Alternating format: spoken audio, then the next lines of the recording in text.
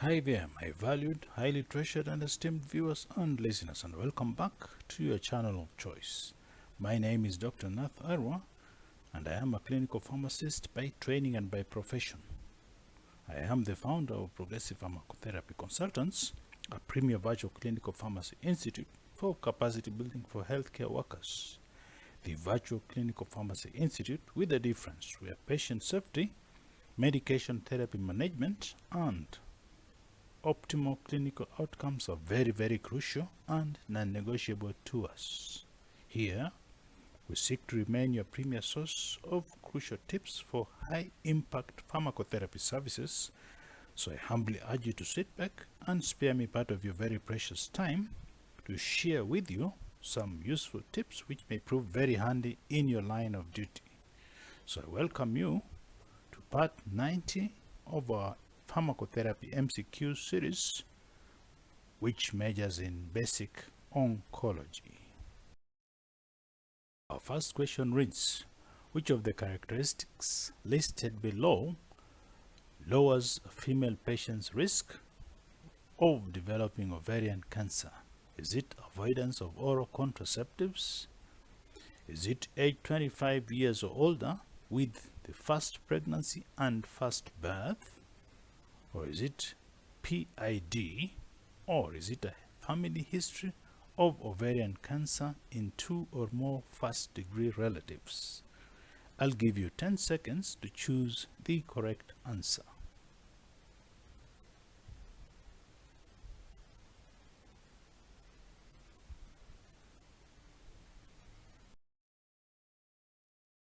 So age 25 years or older with the first pregnancy and birth is the correct answer.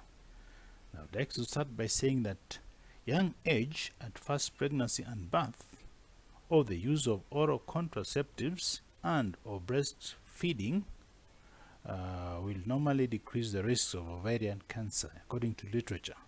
Now family history, especially the BRCA-1 or BRCA-2 genotypes are linked to ovarian cancer. And use of postmenopausal hormone therapy and even pelvic inflammatory disease and ovarian stimulation for intravitro fertilization, that is IVF, may all increase the risks of ovarian cancer. So just watch out for them. Let's move to the next question, please. And it reads, which of the toxicities listed below isn't classically observed during the use of the PD-1 inhibitors such as pembrolizumab and nivolumab? Is it hypothyroidism, nausea, or is it proteinuria, or is it elevated liver enzymes? I'll give you 10 seconds to choose the correct answer.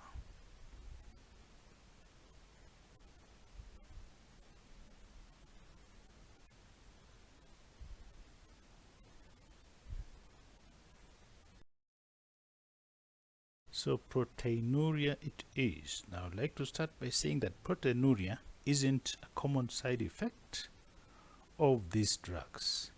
And we know that PD-1 inhibitors such as pembrolizumab and nivolumab work by preventing T-cell inactivation to produce anti-tumor activity.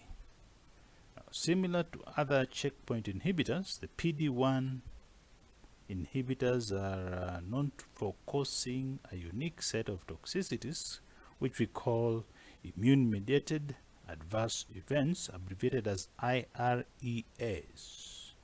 And these include pneumonitis, colitis, hepatitis, endocrinopathies such as hypophysitis, or hypothyroidism. It can also cause renal insufficiency, rash, and even pruritus. And while the time to onset of these toxicities vary, treatment typically consists of immunosuppression using corticosteroids. And dose modifications based on the severity of this immune-mediated toxicities are listed in the package inserts for nivolumab and even pembrolizumab. I would just like to add that patients who receive allogeneic stem cell transplants after PD-1 inhibitors should be monitored for hepatic veno-occlusive disease, for graft versus host disease, and even other immune-mediated adverse reactions, because they are likely to pose a challenge. Let's move to the next question, please. And it reads, an intern pharmacist is compounding or preparing camustin, is doing an IV admixture prior to infusion in the ward. It is being checked by a newly hired oncology pharmacist who is on orientation. So my question to you is, what important information should the more experienced clinical oncology pharmacy specialists share with these two staff members with regard to camustin? Is it infuse camustin over 2 hours or longer? Is it protect camustin from light? Is it camustin should be transferred into a non-PVC container and tubing prior to infusion? Or is it all of the above? I'll give you 10 seconds to choose the correct answer.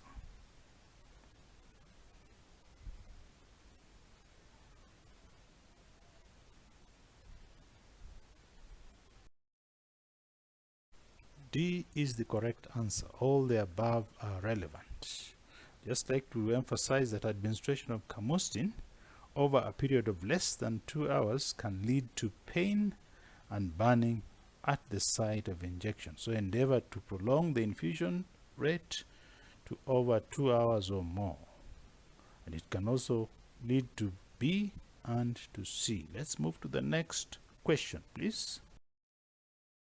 And it reads, which of the medications listed below has a black box warning for cardiotoxicity? Is it etoposide, trastuzumab, temozolomide, or irinotecan? I'll give you 10 seconds to choose the correct answer.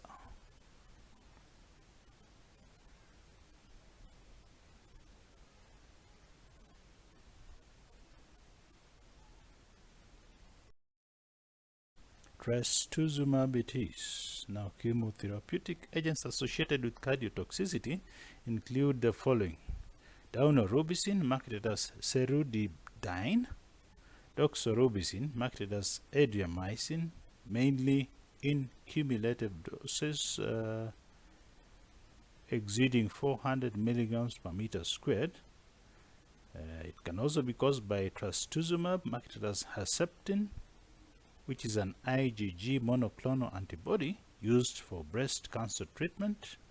Even tyrosine kinase inhibitors such as lepatinib, that is Ticab, and sunitinib, which is marketed as Stutent. All those can cause cardiotoxicity. Let's move to the next question, please. And it reads, Mrs. OTO, a 63-year-old postmenopausal female patient with an intact uterus, presents to your oncology clinic. She has a family history of breast cancer, and she is found to have what we call a BRCA-1 mutation. She reads several alarming articles on social media on the topic breast cancer and presents at your breast clinic, and she is keen on initiating a risk reduction therapy and asks your medical and oncologist for recommendations. So my question to you is, which statement listed below is true regarding this therapy?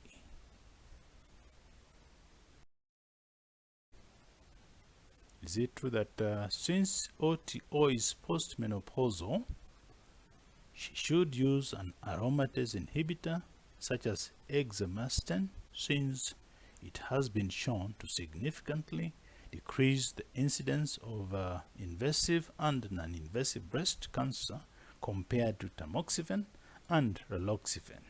Or is it true that if OTO chooses to use tamoxifen, she should be counseled on the increased risk of VTE and cataracts associated with it?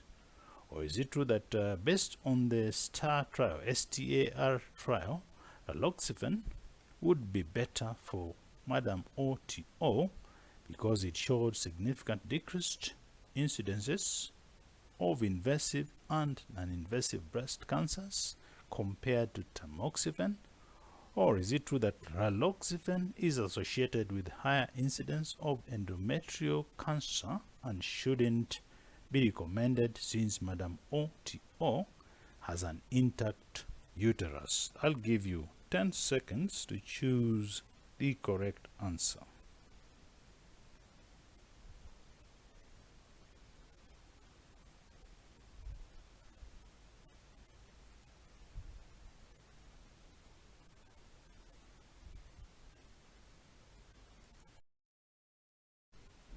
B is the correct answer. If Madam OTO chooses to use tamoxifen, she should be counseled on the increased risk of VTE and cataracts associated with tamoxifen itself.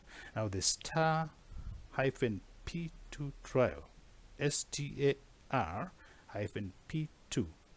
trial, showed that while raloxifene was associated with the significantly increased incidence of invasive and non-invasive breast cancers, that is an RR of 1.24 with a 95% confidence interval of 1.05 to 1.47 for non-invasive, for invasive cancers versus an RR of 1.22 at a 95% confidence interval of 0.95 to 1.59 for non-invasive breast cancer. It had a significantly decreased toxicity of endometrial cancers compared to tamoxifen. I would like to add that tamoxifen was also found to have a significantly increased risk of VTEs and cataracts compared to raloxifene. And tamoxifen and aromatase inhibitors are considered category 1 recommendations for risk reduction in postmenopausal women. That's just by the way to clarify why B is the correct answer. The next question reads, Mrs. SAL, a 27-year-old female patient with a confirmed case of osteosarcoma, was initiated on MAP, high-dose methotrexate, cisplatin, and doxorubicin by your medical oncologist. According to her regimen, Madam SAL should receive leucovorin 15 milligrams IV 4 times daily, starting 24 hours after the start of methotrexate infusion. And this should be continued until the methotrexate level is below the 0.1 micromole per liter mark. Unfortunately, leucovorin is out of stock in the whole country. However, levothyroxine is available. So my question to you is, which levothyroxine dose listed below would be appropriate for Mrs. SAL? Would it be 30 milligrams IV 4 times daily, that is every 6 hours? Or would you settle for 7.5 milligrams IV every 6 hours? Or would you settle for 15 milligrams IV every 6 hours? Or would you infuse 10 milligrams IV every 6 hours? I'll give you 10 seconds to choose the correct answer.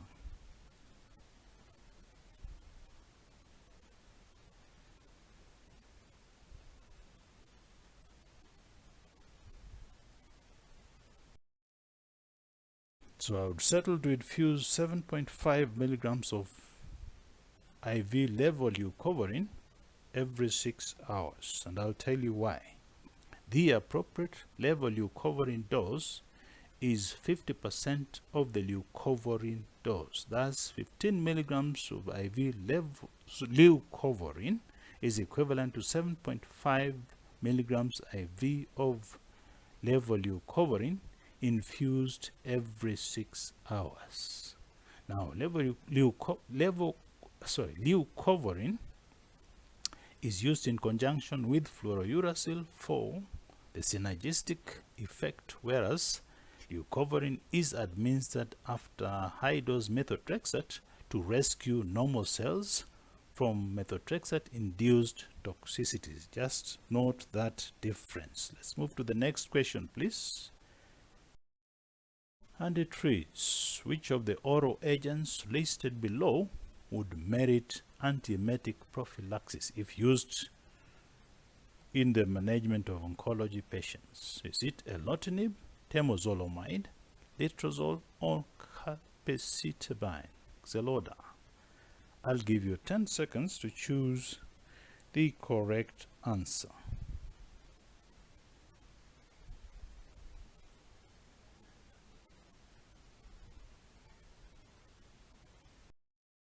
Therapy with temozolomide would merit antiemetic therapy. Now, temozolomide at doses exceeding 75 milligrams per meter squared per day is an oral agent which is considered to be moderately to highly emetogenic. Therefore, any patient on this type of oral chemotherapy should be provided with an antiemetic prophylaxis regimen. And I would just like to add that common understanding is that only IV chemotherapy agents can increase the risk of emesis. However, that is no longer the case. It's no longer true with the availability of newer oral chemotherapeutic agents. I would just like to emphasize that capecitabine and erlotinib have a minimal to low emetic risk. So those would be the wrong options there. And I would like to add that letrozole isn't associated with a significantly increased risk of emesis. So that also becomes the wrong answer. Now, according to the NCCN guidelines, temozolomide at doses of equal to or less than 75 milligrams per meter squared per day should be considered moderately emetogenic with concurrent radiation if that combination or approach to therapy is used. Let's move to the next question, please. And the next question reads, TNT, a middle-aged patient who was newly diagnosed with metastatic renal cell carcinoma, RCC, was initiated on sunitinib by your medical oncologist. So my question to you is, which of the recommendations listed below would help maximize safety and efficacy of this strategy the most? Would it be monitor cholesterol concentrations at baseline, then at regular intervals, or monitor thyroid function monitor thyroid function tests at baseline, then at regular intervals, or is it give sunitinib twice daily to maximize efficacy, or give pyridoxine daily to prevent sunitinib-induced hand, foot, skin reaction? I'll give you 10 seconds to choose the correct answer.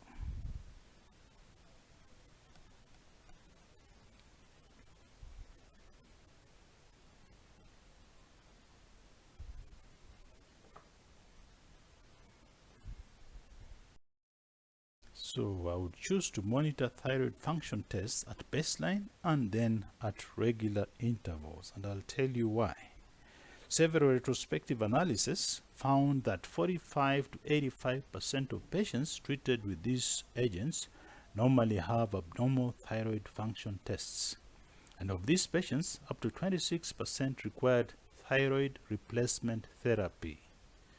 So that explains why. Now, just like to emphasize that pyridoxine has been used to treat capecitabine-induced hand-foot syndrome based on a few case reports. Its use for the prevention of hand-foot syndrome is questionable because there is inadequate evidence to show any benefit of pyridoxine treatment of this condition compared with placebo. So it would be the wrong answer to this question. Now, just like to add that the recommended dose of sunitinib in RCC is 50 milligrams orally once daily for 4 weeks, then 2 weeks off for each cycle. So that would disqualify alternative C. Now, hypercholesterolemia is a major concern with temsirolimus, but not with sunitinib. That would make alternative A wrong. I'd just like to add that patients receiving sunitinib may develop subclinical or clinical hypothyroidism and subsequently require thyroid hormone replacement. And the mechanism of sunitinib-induced hypothyroidism is unknown, but it may have a direct effect on the thyroid through inhibition of VEGFR and or PDGFR. It may also inhibit peroxidase activity, which reduces the synthesis of thyroid hormones. So that, in a nutshell, may be the reason why it has this adverse effect. Let's move to the next question, please. And it reads, Mrs. APJ, a 70-year-old female patient with a confirmed non-small cell lung cancer, is being initiated on IV paclitaxel and carboplatin. For the first cycle, the oncology team prescribed 8 milligrams of IV ondansetron once and 20 milligrams of dexamethasone IV once on day 1 before chemotherapy, followed by dexamethasone 8 milligrams orally once daily for days 2, 3, and 4. And you are told APJ is still experiencing nausea and vomiting on day 5. So my question to you is, which of the treatment options listed below would be the most appropriate for APJ now? Would it be promethazine 10 milligrams orally 4 times daily? Would it be olanzapine 5 milligrams orally once a day? Would it be aprepitant 80 milligrams orally once a day? Or would it be ondansetron 8 milligrams orally thrice daily? I'll give you 10 seconds to choose the correct answer.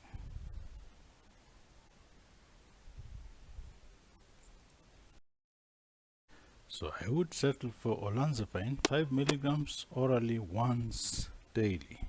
Now, the general rule for treating breakthrough nausea and vomiting is to add an agent from a different class to the current antiemetic regimen. Thus, olanzapine and promethazine would both be viable options, although these drugs should be used with caution, especially in the elderly patients like this particular one, due to an increased risk of CNS depression.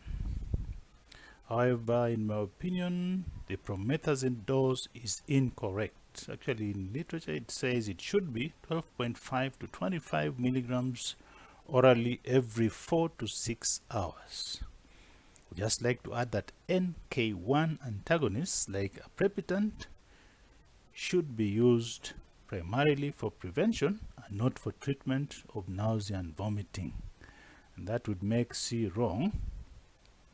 It isn't recommended in this situation at all, but it can be added onto APJ's future cycles if given before the chemotherapy is infused in combination with the ondansetron and the dexamethasone, just to prevent acute and delayed onset nausea and vomiting.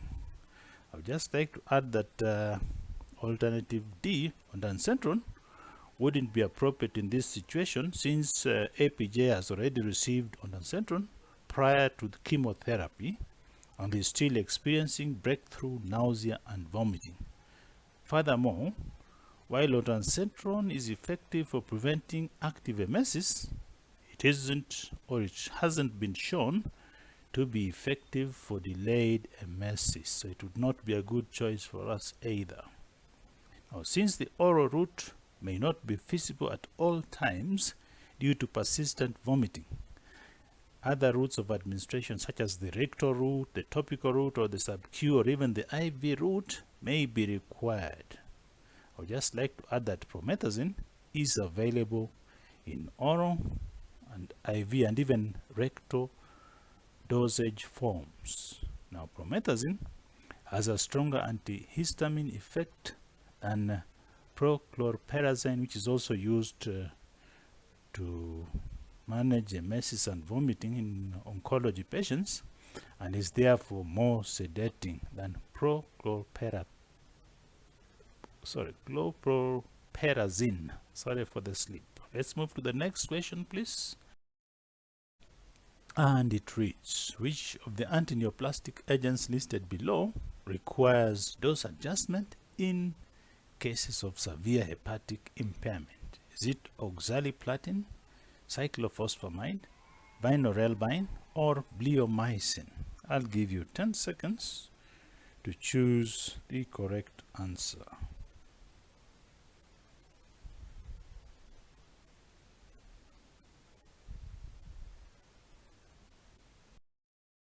So vinorelbine it is. Now, vinorelbine is a plant-derived vinca alkaloid, and the dose is reduced as the serum bilirubin level increases above the 2 milligrams per deciliter mark. So remember that as you treat patients using this agent. Let's move to the next patient, please. And it reads, Mrs. EMZ, a postmenopausal female patient aged 58, is concerned about suffering from ovarian cancer in the near future. She has a past medical history of hypertension, hypothyroidism, and she has an OBGYN history of menses at the age of 10, a history of oral contraceptive pill use, what we call OCP use, for over 10 years. She's had 3 pregnancies, and the first pregnancy was at the age of 30 years. Currently, she takes estradiol, lisinopril, and levothyroxine. She has a family history of mother and sister having ovarian cancer, and she doesn't smoke, but she drinks a glass of wine every week. So my question to you is, which of the risk factors for ovarian cancer listed below does Madam EMZ have? Is it prolonged oral contraceptive pill use, younger age at the first pregnancy and multiple pregnancies? Is it early menstruation, family history, and postmenopausal hormone therapy? Or is it hypotension, family history, and postmenopausal hormone therapy? Or is it early menstruation, prolonged oral contraceptive pill use, and multiple pregnancies? I'll give you 10 seconds to choose the correct answer.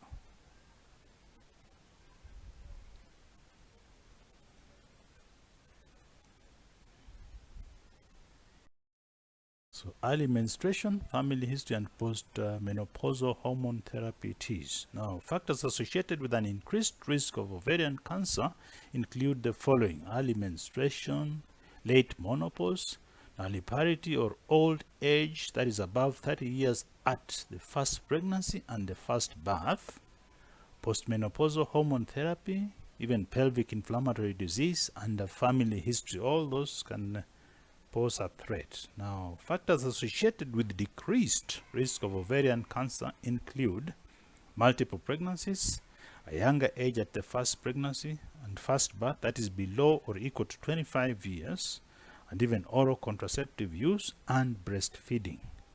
I would just like to emphasize that hypertension isn't a risk factor for ovarian cancer, and I'd just like to add that smoking is associated with an increased risk of mucinous carcinomas, but a decreased risk for clear cell carcinomas.